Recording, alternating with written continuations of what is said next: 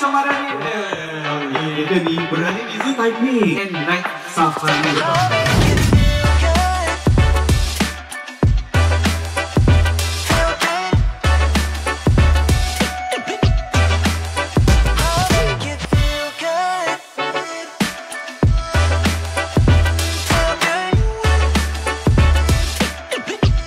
Semua dah ready ke?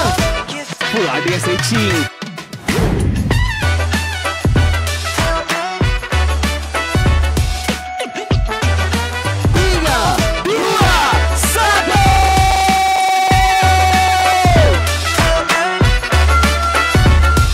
Ingat ya, jangan berlari ya.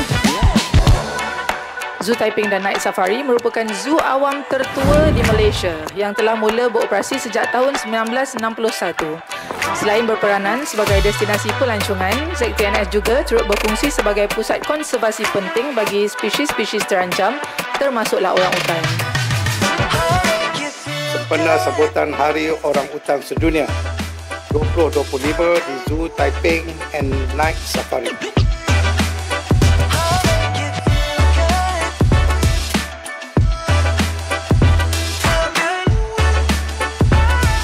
Majlis mempersilakan Yang Berbahagia Datuk Yusran untuk meletakkan plat rasmi Hari Orang Utan Sedunia 2025 di atas podium sebagai simbolik perasmian.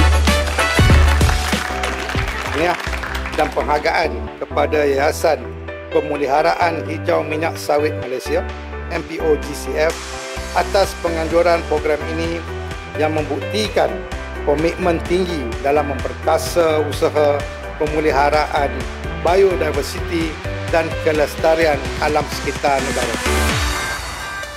Tahun ini menyaksikan kerjasama julung kali antara MPOGCF dan Zoo Taiping and Night Safari yang sinonim dengan pemeliharaan hidupan liar negara.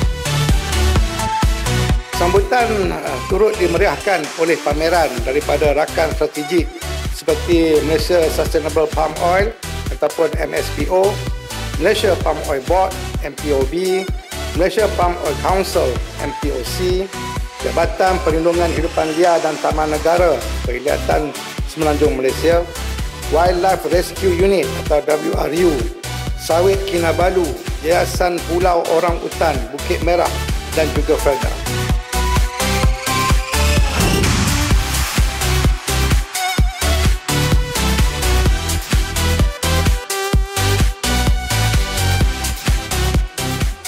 Raduan mewarna untuk adik-adik kita.